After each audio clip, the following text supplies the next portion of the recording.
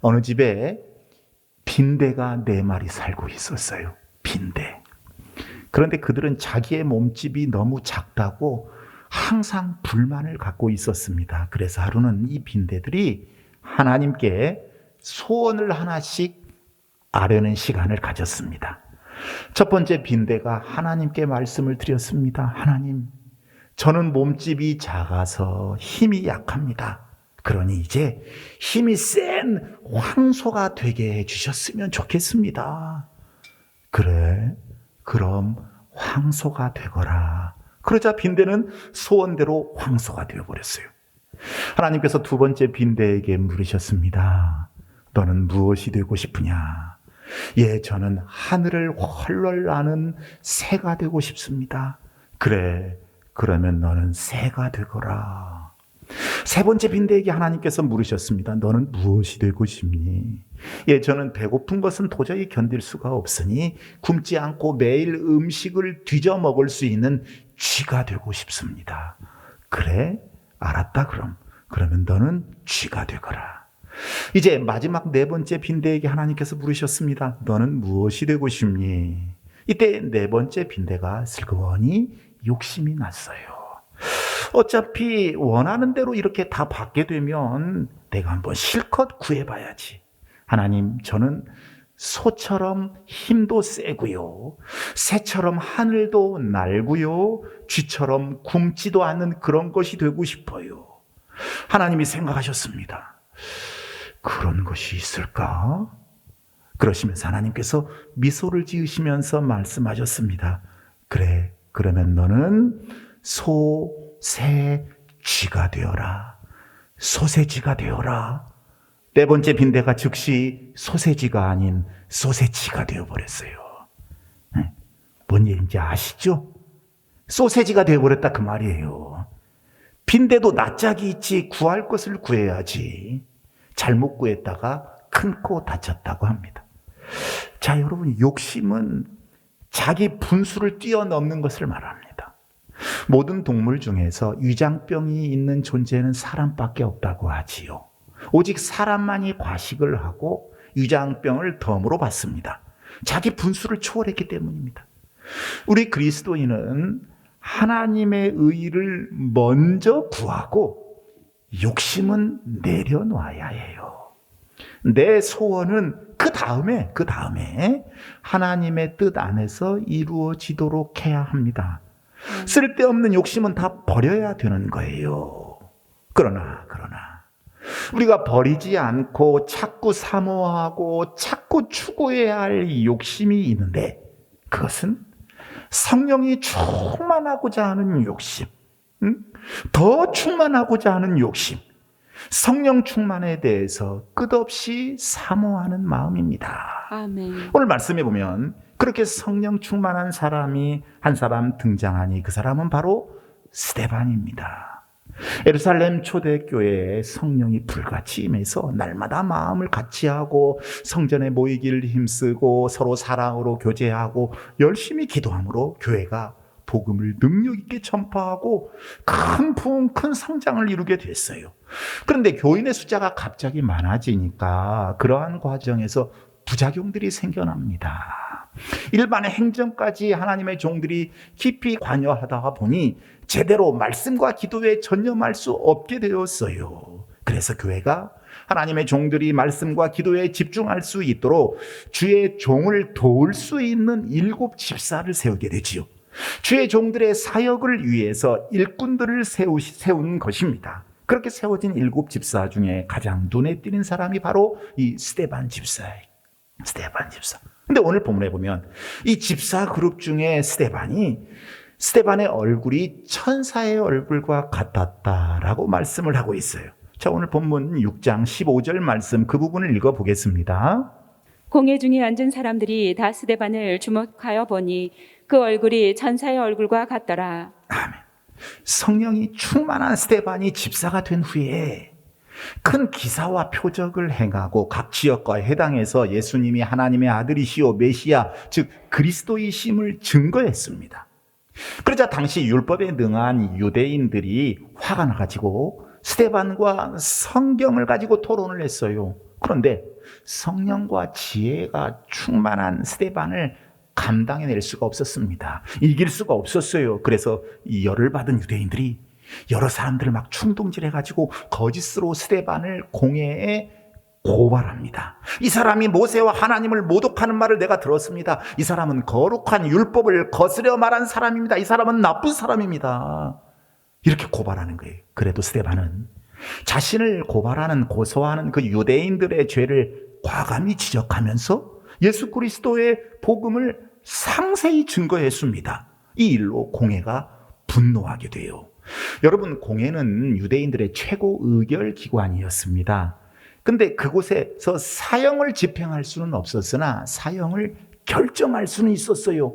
이 공회가 예수님을 빌라도의 법정에 세운 거예요. 그래서 십자가에 못 박혀 죽게 한 것이지요. 지금 그래서 주위 환경이 아주 분위기가 살벌했습니다. 여기는 스데반이 도저히 살아남을 수 없는 무서운 자리였어요. 지금 자기를 해하기 위해서 온갖 거짓 증거를 하면서 야유하는 무리들 앞에 스데반 집사가 서 있는 거예요. 그런데 이때 사람들이 스데반 얼굴을 볼 때에 두려워하거나 불안해하거나 초조해하는 얼굴이 전혀 보이질 않았습니다. 평화로운 얼굴이었어요. 미움과 원망의 얼굴도 아니고 분노에 찬 얼굴도 아니었습니다.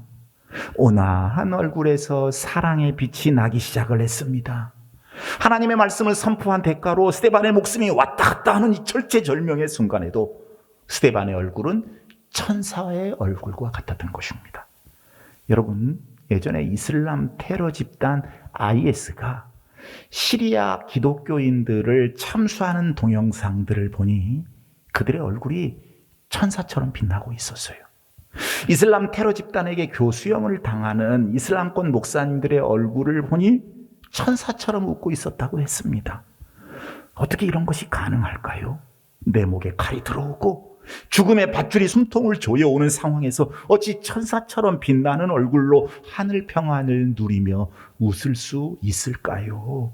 그것은 하나님의 은혜가 아니면 불가능한 일인 줄로 믿습니다. 아멘. 중요한 것은 우리도 삶의 현장에서 어떤 일을 당할지라도 우리의 얼굴이 천사처럼 빛나기를 소원합니다. 아멘. 사람들이 우리의 얼굴을 보면서 천사를 보듯하게 만들어야 해요. 우리의 얼굴이 바로 전도지이기 때문입니다. 할렐루야. 아멘. 여러분 모두 우리를 보는 사람들에게 천사의 얼굴을 보여줄 수 있기를 바랍니다. 아멘. 자, 그러면 스데반은 대체 어떤 사람이었길래 그 얼굴에서 천사의 얼굴이 나타났을까요? 우리에게서 천사의 얼굴이 보이려면 우리가 어떤 점에 유념해야 할까요? 첫 번째로 스데반은요, 성령 충만해서 말씀이 충만했던 사람이었어요. 성령 충만해서 말씀이 충만했던 사람. 오늘 본문 6장 9절 10절 말씀을 읽어봅니다.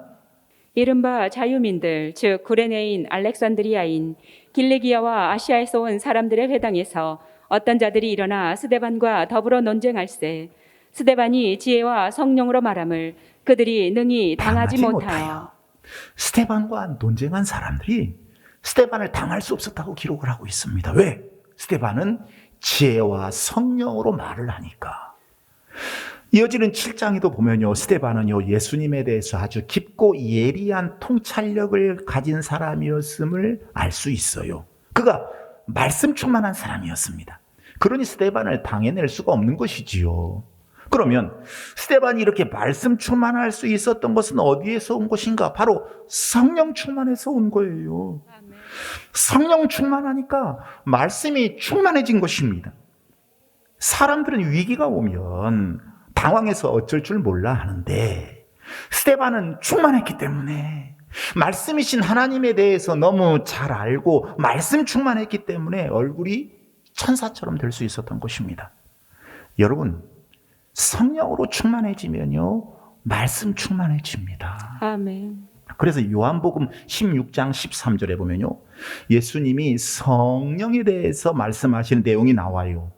진리의 성령이 오시면 그가 너희를 모든 진리 가운데로 인도하시리니 그가 스스로 말하지 않고 오직 들은 것을 말하며 장래 일을 너희에게 알리시리라. 할렐루야. 아멘. 성령께서 우리를 진리 가운데로 인도하신다는 거예요. 성령께서 다 가르쳐 주신다는 거예요. 이사야 선지자도 주전 50년경에 성령을 소개했습니다. 이사야 11장 2절에 보면 여호와의 영 곧 지혜와 총명의 영이요 모략과 재능의 영이요 지식과 여호와를 경외하는 영이 강림하시리니. 할렐루야. 아멘. 그래서 여러분, 많이 배우지 못했어도, 세상 학문에 대해서 많이 배우지 못했어도 정말로 말씀 충만한 분들이 있어요. 우리 교우들 중에도 그런 분들이 계세요. 그래서 제가 그분들의 입에서 나오는 말씀들을 보면 깜짝깜짝 놀랄 때가 있습니다. 그러면 그분들이 왜 이렇게 말씀 충만한가? 성령 충만하기 때문입니다. 아멘. 성령이 충만하니까 말씀이신 하나님이신 말씀이 충만하게 되는 거예요. 아멘. 그러니 천사의 얼굴이 나타나게 되는 것이지요. 여러분, 사람은 안에 있는 것이 밖으로 나오게 됩니다. 마음에 채워진 것이 얼굴로 나오게 되는 거예요. 그래서 성령이 충만하면 그것이 얼굴로 다 나타납니다. 말씀이 충만하면 겉으로 드러난다, 그 말씀이에요. 그래서 부흥회 같은 것을 하다 보면은 처음에는 냉랭하고 딱딱했던 모습이 하루 이틀 지나면서 얼굴의 모습이 달라지는 것을 볼 수 있게 돼요. 주일날도 직장이나 가정에서 마음이 상해가지고 어두운 얼굴로 교회에 나오는 분들이 있어요. 그런데 이분들이 찬송과 기도와 말씀으로 은혜 받고 성령의 감동을 받고 나면 환한 얼굴로, 웃는 얼굴로, 힘이 있는 얼굴로 돌아가는 것을 보게 됩니다. 아멘. 사람이 성령으로 변화되면 우선적으로 영적인 변화가 일어나지요. 신분이 바뀌지요. 그에 따라 성품도 변화되고 외모도 죄로 찌들거나 세상사로 병든 그런 세상 사람의 모습이 아니라 하나님의 성품을 담게 돼서 하나님의 영광이 반사되는 얼굴로 드러나게 되는 거예요. 아멘. 그러니 여러분, 모쪼록 성령 충만해서 말씀 충만함으로 예수님 얼굴 같은 영광이 여러분에게 있기를 축복합니다. 아멘. 두 번째로 스데반은요, 책임을 다하는 사람이었어요. 뭘 다했다고요? 책임. 아주 중요한 부분이에요. 여러분, 사람이 가장 기분 좋은 순간이 언제일까요? 저는 자기에게 맡겨진 책임을 다했을 때라고 생각을 합니다. 여러분들은 언제 가장 기분이 좋습니까? 근데 이게 맞아요. 저는 개인적으로 주일 설교나 힘든 일을 다 마치고 우리 가족들과 저녁 식사를 하거나 아니면 저녁 후에 신방까지 다 마치고 주일 밤늦게 잠자리에 들 때가 가장 홀가분한 때입니다. 여러분, 스데반이라는 사람에게 주어지는 공식적인 직임은 교회 안에서 사도들을 돕기 위한 직분, 그러니까 지금 말로 말하면 집사 장로와 같은 역할이었어요. 스데반은 그 책임을 잘 감당했습니다. 성실하게. 그리고 한 걸음 더 나아가서 오늘 본문 전후에 보니까 스데반은 전도를 하고 있어요. 스데반은 어떤 재정 출납이나 교회 구제, 교회 행정 업무에 충실한 것으로 자기의 책임을 다했다, 이렇게 생각 안 했습니다. 그는 또 한 가지 책임을 잊지 않았는데, 그것은 우리 주님이 부활하시고 승천하시면서 자신의 모든 제자들에게 주신 가장 중요한 책임, 즉 증거하는 책임, 전도의 책임이었어요. 스데반은 그 책임까지 감당하기 위해 지금 복음을 전하고 있는 것입니다. 목사만, 사도만 복음 전파의 선봉에 서는 것이 아니라 집사, 장로, 평신도도 복음 전파의 사명을 다하고 있었던 것입니다. 그런데 이 책임을 수행하는 과정에서 스데반이 고난을 겪어요. 시기를 당하고 모략을 받은 그는 마침내 체포돼서 지금 공회 앞에 끌려온 거예요. 이때 스데반의 심정이 어땠을까요? 비록 그가 고난을 당하긴 했지만 주께서 자기에게 맡기신 책임을 다했다는 그 사실 때문에 설명하기 힘든 어떤 그 희열이 그의 얼굴을 지배하고 있었을 것입니다.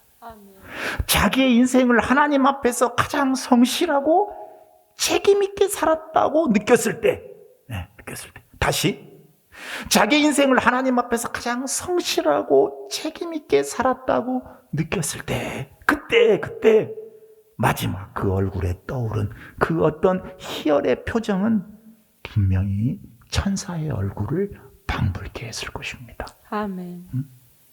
여러분, 천사의 얼굴이라는 게 뭐예요? 평안이에요. 평강이에요. 아멘. 기쁨인 거예요. 기쁨. 여러분, 교회 안에서 섬김의 책임과 교회 밖에서의 전도의 책임은 하나님이 내게 맡겨주신 책임이다. 이것을 느끼는 거, 이걸 우리는 소명감이라고 합니다. 아멘. 내가 하는 일은 그냥 밥 벌어먹고 살려고 하는 이런 시시한 일이 아니라 만유를 창조하시고 만유를 지배하시고 섭리하시는 창조주, 우리 주인이신 하나님이 내게 맡겨주신 특별한 일이라는 거죠. 아멘. 지금 비록 스데반이 고난을 당하고는 있지만 만왕의 왕이신 전능하신 하나님이 자기에게 맡겨주신 그 책임을 다했다는 사실 때문에 말로 표현할 수 없는 희열, 참 평안과 기쁨이 그 마음을 지배하게 되었고 그것이 천사의 얼굴로 나타나게 된 것입니다. 아멘. 사랑하는 여러분, 여러분에게 한번 여쭤보겠습니다. 여러분은 사명감이 있으신가요? 그리고 집사로서, 성도로서 하나님께서 맡겨주신 일에 대한 소명의식이 있으신가요? 이 사명감, 소명의식을 가지고 책임을 다할 때에 여러분의 얼굴이 천사의 얼굴처럼 될 줄로 믿습니다. 아멘. 누구의 얼굴? 천사의 얼굴. 여러분, 천사가 누구예요? 천사의 하는 일이 뭐예요? 천사의 하는 일은요, 주님의 보좌를 옹이하고 주님께서 그에게 맡기신 일을 성실하게 수행하는 게 이게 천사의 임무예요. 그런데 그 천사의 임무를 스데반이 하고 있었던 거예요. 그러니 스데반의 얼굴이 천사의 얼굴 같다고 하는 것은 너무나 당연한 일입니다. 그러므로 여러분, 오늘 우리의 삶이 기쁨이 없고 무력하게만 느껴진다면 그 원인이 어디에 있는지 살펴보셔야 해요. 내가 매일 하는 일이 무슨 의미인지도 모르고 그 일에 아무 보람도 느끼지 못한 채 우리가 삶에 대한 의욕을 상실해버리면 이게 문제예요. 그러면 천사의 얼굴이 나타나지 않아요. 여러분, 주께서 내게 맡겨주신 일을 찾으시기를 바랍니다. 아멘. 사명감을 회복하시기를 바랍니다. 아멘. 그 사명감에 책임을 다하시기를 바랍니다. 여러분, 그냥 재수 없어서 운이 더럽게 세상에 태어난 존재가 아니에요. 하나님께서 여러분에게 한 사람 한 사람을 향하신 특별한 목적을 가지고 이 땅에 보내주신 거예요.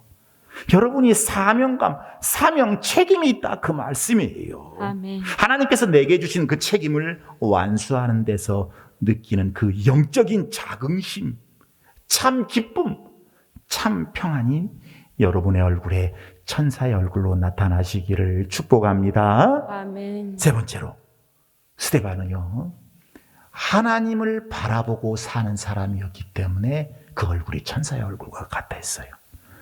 여러분, 창공을 나는 비행기를 타보신 적이 있으시지요? 비행기에서 창밖을 내다보면요, 구름이 지상을 덮은 모습을 볼 때가 있어요.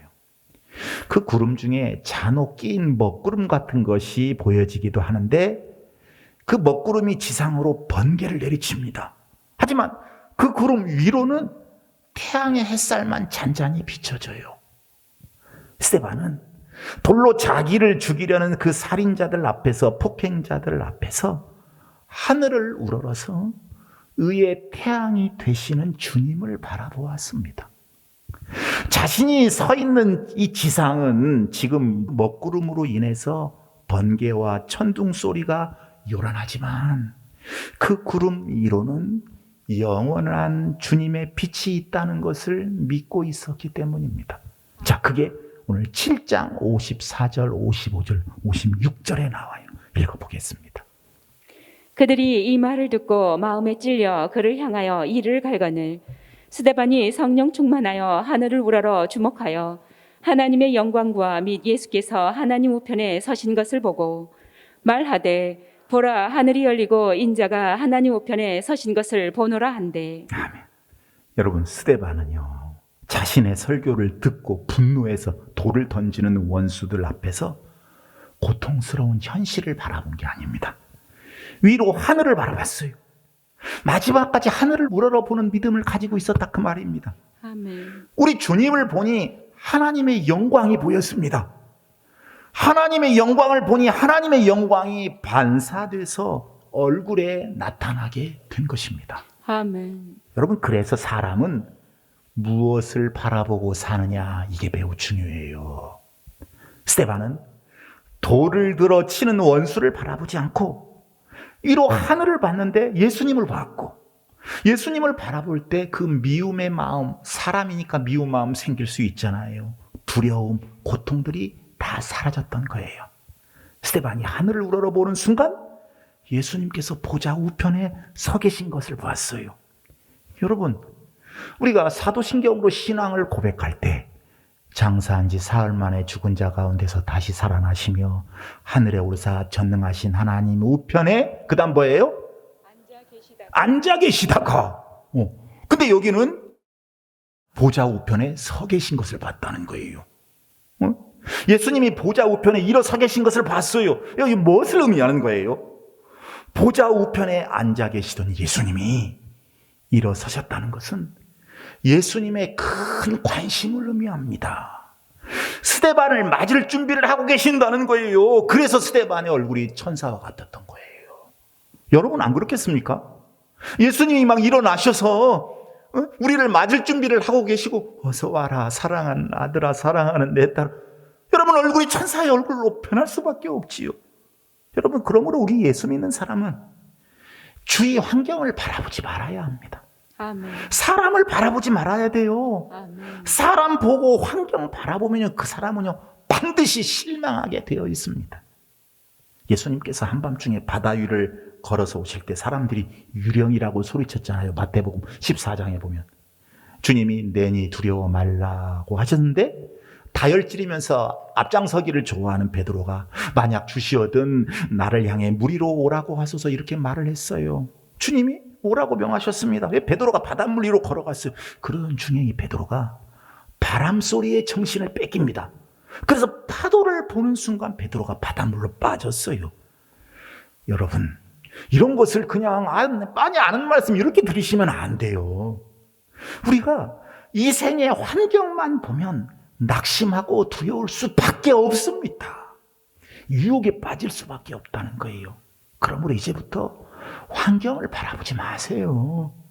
사람을 의지하거나 따르지 말고 의의 태양이신 예수님만 바라보시기를 바랍니다. 아멘. 믿음의 주요, 온전케 하시는 분인 예수님, 우리를 온전케 하시는 그 예수님만 바라보시기를 바랍니다. 아멘. 그러면 어떤 어려움 중에도 여러분들의 얼굴이 천사의 얼굴처럼 되게 될 것입니다. 아멘. 마지막 네 번째로, 스데반은요, 자신을 재판하던 사람들을 용서하고 있었습니다. 뭐 하고 있었다고요? 용서. 여러분, 복음을 전하다가 돌에 맞아 죽으면서 스데반이 드린 마지막 기도가 무엇인가? 7장 60절에 보니까 무릎을 꿇고 크게 불러 이르되 주여 이 죄를 그들에게 돌리지 마옵소서, 이 말을 하고 자니라. 할렐루야. 아멘. 멋있는 죽음이네. 여러분, 이 스데반의 기도가 좀 귀에 익지 않습니까? 어디서 많이 들어본 것 같지 않아요? 예수님. 그렇습니다. 스데반은 이 기도를요, 예수님한테 배웠어요.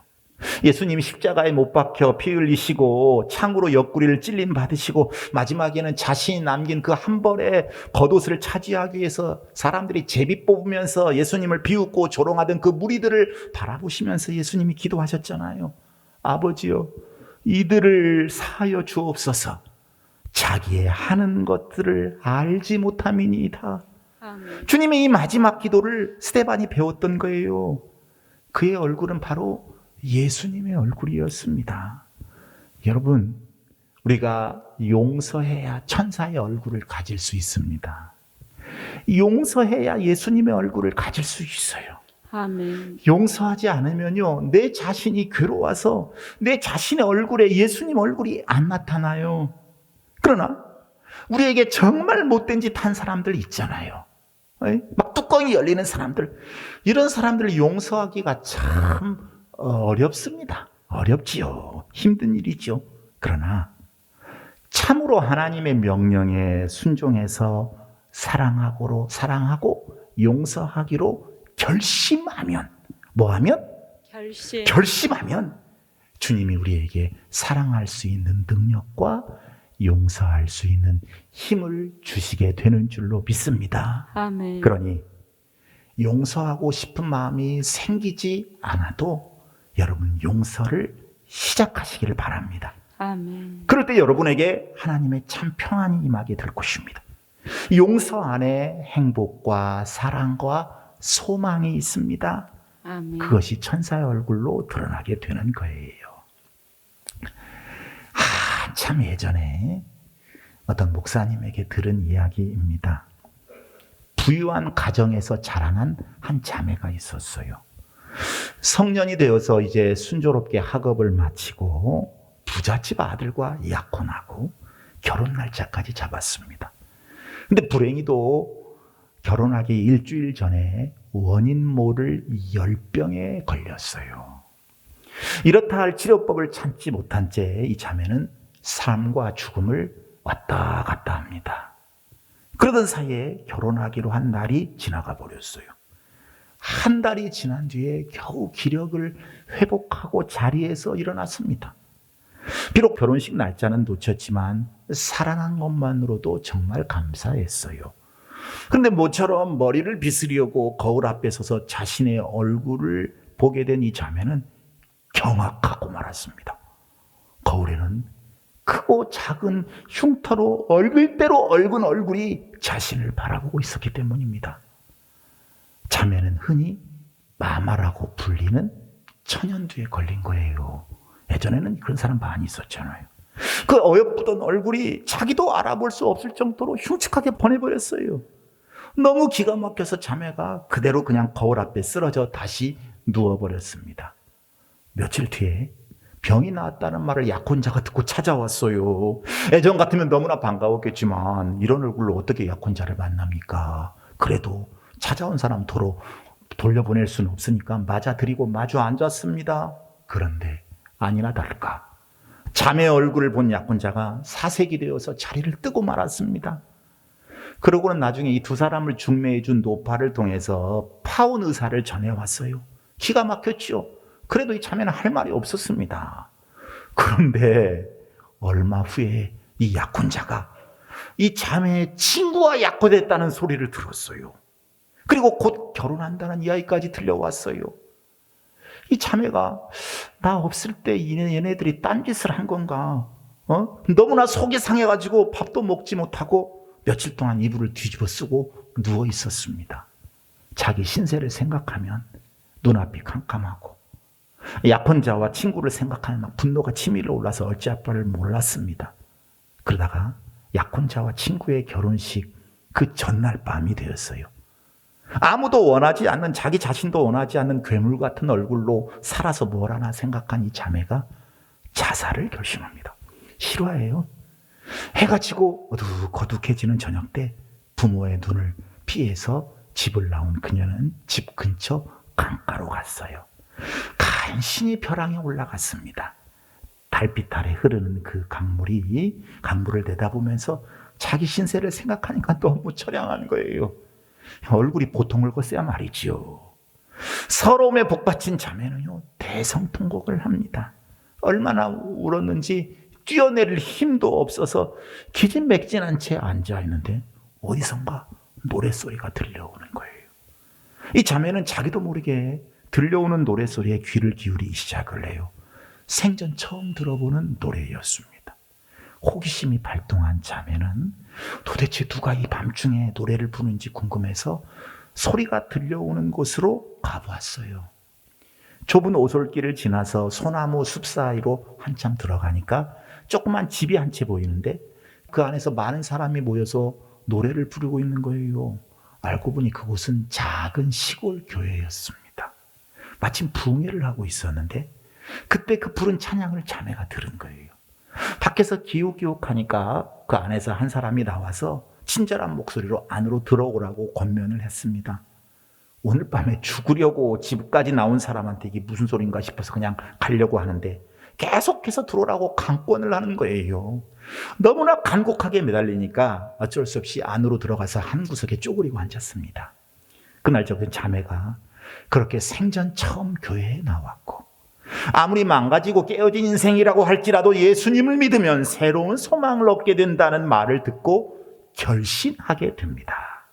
그리고 뜨겁게 성령을 체험해요. 집으로 돌아가지요. 죽을 리가 없지요. 부모에게 학교에 들어가서 공부를 더 하고 싶다고 말을 합니다. 다행히 경제적으로 넉넉한 집안이었기 때문에 부모님들은 딸이 원하는 대로 신학교에 다니게 해주었어요. 세월이 흘러 학교를 졸업한 이 자매는 한 교회의 여자 전도사로 섬기게 됩니다.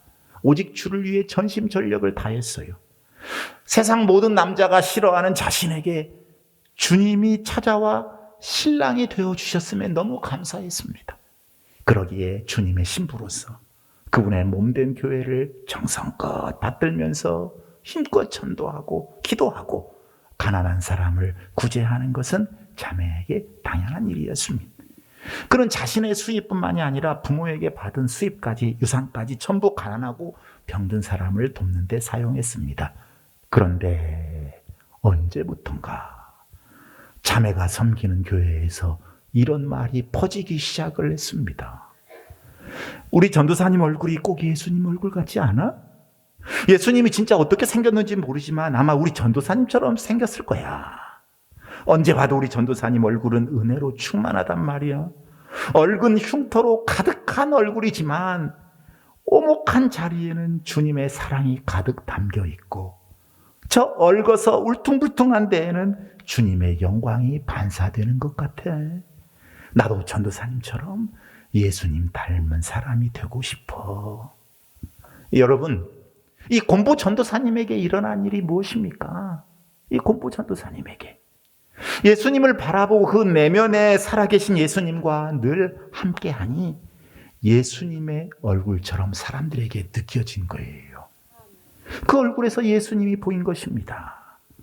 사랑하는 여러분, 우리가 주님의 증인으로서 이 세상을 살아가는 데는 외모는 아무 상관이 없습니다. 하나님께서 인간을 창조하실 때 얼굴 모양을 다 다르게 만드셨어요. 그러니 그건 우리 책임이 아니에요. 하나님 책임이지요. 그러나 그 인상은 각자의 책임입니다. 얼굴의 표현은 그 사람의 인격에 따라 나타나기 때문입니다. 그러니 여러분, 우리의 얼굴이 이웃에게 어떤 모습으로 비춰지고 있는지를 생각해 봐야 해요. 주님이 내 안에 살아계시고 하나님의 사랑이 내 안에 거하기 때문에 우리의 얼굴과 우리 삶의 태도가 주변 사람들에게 얼마나 다르게 느껴지는가. 믿는 사람들은 예수님의 향기요 편지라고 했잖아요. 저는 우리를 만나고 난 이웃이 나는 오늘 천사와 같은 얼굴을 가진 사람을 만났습니다. 이렇게 말하는 역사가 나타났으면 좋겠습니다.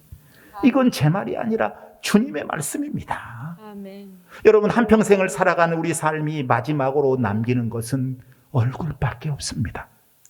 장례식장에 뭐가 남아요? 뭐가 남아요? 장례식장에 한 장의 사진이 남아요. 얼굴 사진이 남습니다. 우리는 우리 친구들에게, 우리 이웃들에게, 우리 자녀들에게 어떤 인상을 남기고 사시렵니까? 우리가 살아왔던 삶이 어떤 모습으로 정리될 수 있을까요? 모쪼록 여러분들 주변의 친구가, 이웃이, 자녀가 우리를 추억할 때 그분의 얼굴은 정말 천사의 얼굴 같았습니다. 예수님 얼굴 같았습니다라고 말할 수 있기를 바랍니다. 여러분들의 얼굴에 천사의 모습이 하나님의 영광이 나타나기를 축복합니다. 아멘. 혹 아직 그런 얼굴이 만들어지지 않았다면 지금부터라도 열심히 그런 얼굴을 만드는 작업을 하는 지혜로운 성도가 꼭 되시기를 우리 주님의 이름으로 축원합니다. 아멘. 축원합니다. 아멘. 찬송하겠습니다.